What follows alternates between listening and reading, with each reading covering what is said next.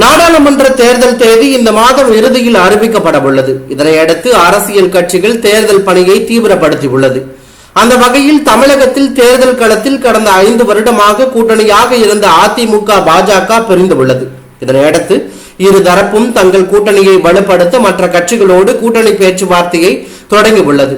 இருந்தபோதும் பாமக மற்றும் தேமுதிக பல கோரிக்கைகளை வலியுறுத்தி வருவதால் கூட்டணி அமைப்பதில் இழுபறி ஏற்பட்டுள்ளது. இதனிடையே அதிமுகவிற்கு அதிர்ச்சி கொடுக்கும் வகையில் அந்த கட்சியை சேர்ந்த முன்னாள் எம்எல்ஏக்கள் 18 பேரை தங்கள் அணிக்கு இழுத்து உள்ளது. இதனிடையே அந்த 14 பேர் யார் என்ற தகவல் தற்போது வெளியாகி உள்ளது.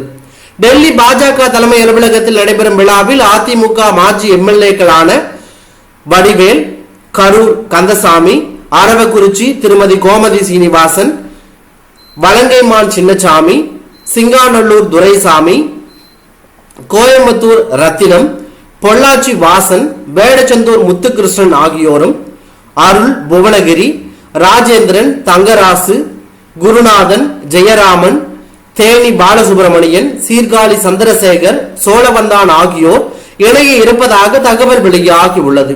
இது மட்டுமல்லாமல் தமிழகம் வரும் பிரதமர் நரேந்திர மோடி முன்னிலையில் திமுக அதிமுகவை சேர்ந்த முக்கிய நிர்வாகிகளும் இணைக்கும் பணியும் தொடங்கி உள்ளதாக பாஜக வட்டாரம் தெரிவித்துள்ளது. தற்போது அதிமுகவினர் மத்தியில் பெரும் அச்சத்தை ஏற்படுத்தி உள்ளது.